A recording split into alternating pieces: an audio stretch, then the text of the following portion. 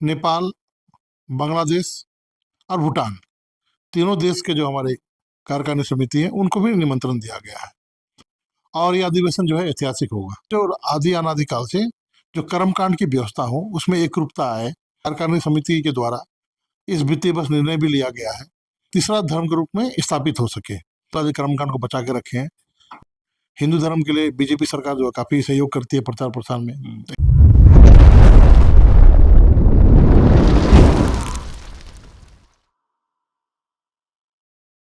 नमस्कार, जोहार। आप देख रहे हैं झारखंड स्वतंत्र खबर। हमारे साथ रजी प्रहार सरना प्रार्थना के केंद्रीय प्रवक्ता संजय पाहन हैं और आज हम लोग एक अहम बात करेंगे कि जहां सरना धर्म को अंतर्राष्ट्रीय मंच तक पहुंचाने के लिए रजी प्रहार सरना प्रार्थना के लोग खूब मेहनत किए। अब उनका जो रजी प्रहार सरना प्रार्थना के लोग हैं अब अंतर्राष्ट्रीय कहें कि एक अधिवेशन करने वाले हैं, तो हम जानेंगे कि अधिवेशन का मुख्य उद्देश्य क्या है और क्या संदेश देना चाहते हैं और इस अधिवेशन को ऐतिहासिक क्यों माना जाए। जोहार जी जोहार। जो आप लोग का अधिवेशन होने वाला है नवंबर 22 और 23 को, वो 2 दिन का जो ऐतिहासिक, उसको क्यों माना जाए। देखिए, राजीपड़ा सरना प्रार्थना सभा भारत या कहीं अभी अंतर्राष्ट्रीय स्तर पर राष्ट्रीय अंतर्राष्ट्रीय महाधिवेशन आगामी 22 एवं 23 नवंबर 2025 पड़ा भवन जतरा शक्तिकुटा स्थल मुरमा में आयोजित है।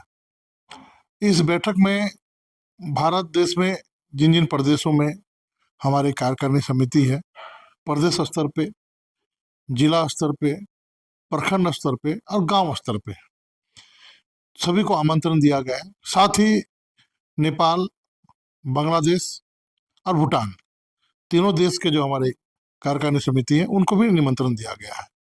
और आशा करते हैं सभी स्तर पे सब लोग सम्मिलित होंगे और यह अधिवेशन जो है ऐतिहासिक होगा। लेकिन इस अधिवेशन के मुख्य उद्देश्य क्या है। देखिए, जैसे राजी राजी मतलब कुड़ुक में होता है विश्व, और पढ़ा पढ़ा हमारी स्वशासन रूढ़िवादी स्वशासन व्यवस्था को बोलते हैं। और पढ़ा को आप शाब्दिक अर्थ आप बोलेंगे तो हिंदी में न्यायालय, इंग्लिश में कोर्ट और उर्दू में अदालत। मतलब हमारी परंपरागत रूढ़िवादी स्वशासन व्यवस्था में जो परस्पर गांव स्तर पे, समाज स्तर पे जो हम लोग परस्पर न्याय करते हैं, और उसका जो है ये मुख्यालय है पूरे विश्व स्तर पे। तो सारे लोग वहां पे जुटेंगे। और क्या पूछना चाह रहे हैं, आप बोल लीजिए।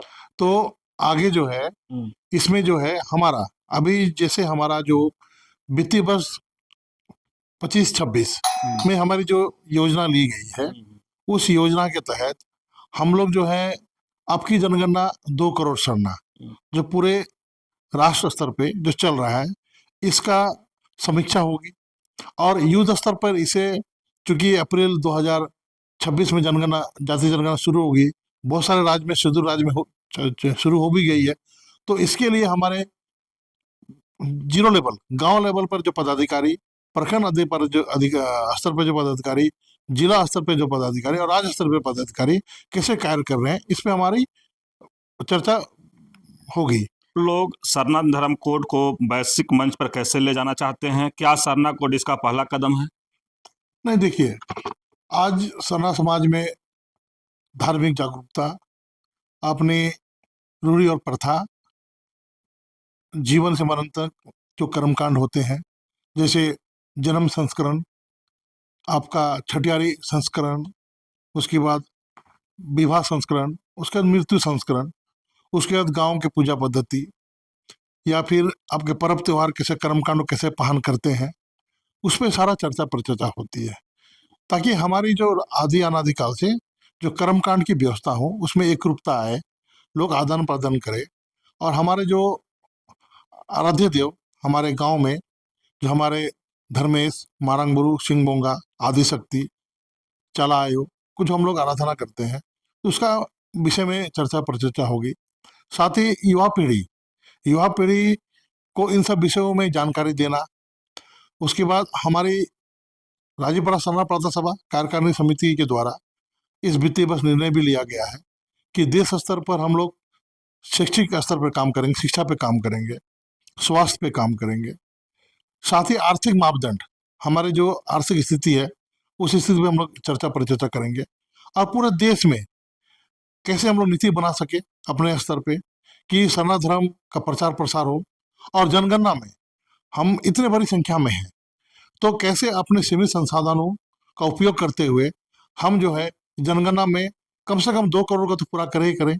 साथ ही हम भारत देश में जो है हिंदू मुस्लिम का तीसरा धर्म के रूप में स्थापित हो सके। साथ ही नेपाल में भी अंतर्राष्ट्रीय स्तर पर हमारा प्रचार प्रसार चल रहा है। बांग्लादेश से भी लोग आ रहे हैं, बांग्लादेश में वहाँ से भी लोग आ रहे हैं तो उनसे भी हम लोग बातचीत चल रही है।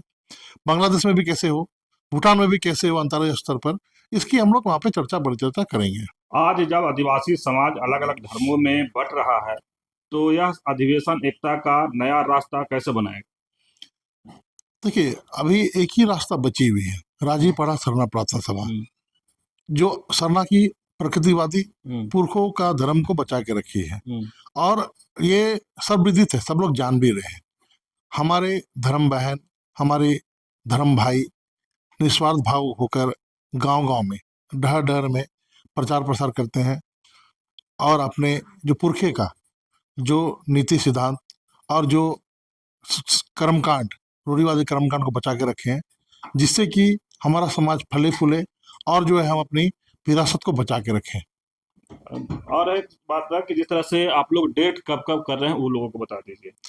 ये आयोजन होगा 22 एवं 23 नवंबर 2025। स्थान होगा पड़ा भवन, जत्रा शक्ति खुट्टा, मुड़मा मांडर, रांची। आपका संगठन राजी पढ़ा सरना प्रार्थना सभा भारत आगे क्या योजना बना रहा है? सरना धर्म को संविधान में मान्यता दिलाने तक का रोड मैप क्या है? देखिए, धर्म सरकार की सहायता तो चाहिए। जैसे बौद्ध धर्म को सम्राट अशोक ने मदद किया था, ऐसे ही विभिन्न समय में आप देखेंगे, इतिहास में जाएंगे, ईसाई धर्म को बहुत से राजा महाराजा, रोम के जो है राजा महाराजा मदद किए थे। इसका प्रचार प्रसार पूरा विश्व में हुआ। अब ये कालांतर के अभी वर्तमान में देख लीजिए, हिंदू धर्म के लिए बीजेपी सरकार जो है काफी सहयोग करती है प्रचार प्रसार में, एक तरह से कर लीजिए। तो हम भी चाहते हैं कि हमारे पास ना देसी फंड है ना विदेशी फंड।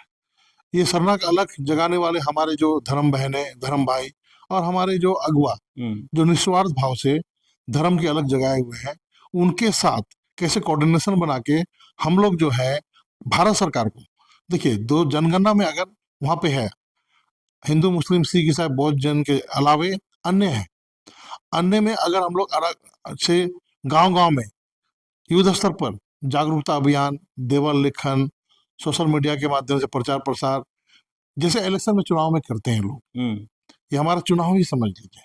तो ऐसे ही अगर घर घर में हम लोग जाएंगे, कोई भी जनगणना कर्मी आए और आने के बाद उनको, जैसे कोई बोलते हैं कि भ्रमित भी करते हैं, जैसे आप दिवाली मनाते हैं, आप दुर्गा पूजा मनाते हैं, आप होली मनाते हैं, तो आपको हिंदू अंकित कर देते हैं।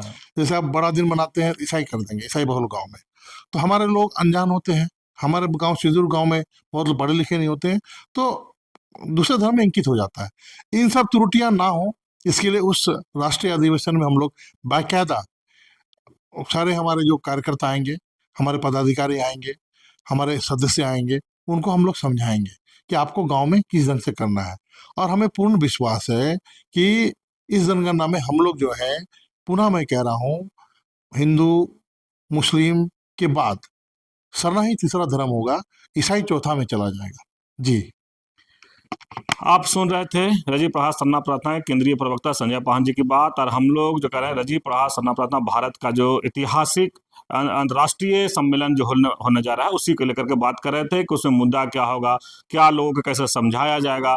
जो कहें कि जो अलग देश से भी लोग जो आएंगे उसको कैसे गाँव में समझाया जाएगा, उस पर भी हम लोग उनसे चर्चा करेंगे।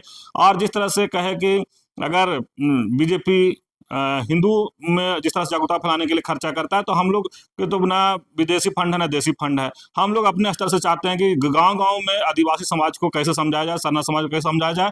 उदाहरण में बता दिए कि अगर हिंदू समाज के साथ में बीच में अगर आदिवासी हैं तो उनको दिवाली, दशहरा, दुर्गा पूजा मनाते तो बोल दिया जाता है कि आप हिंदू हैं। उस तरह से अगर ईसाई समाज के बीच में अगर सरना आदिवासी हैं तो उनको अगर बड़ा दिन मनाते हैं तो वो आप ईसाई कह देते।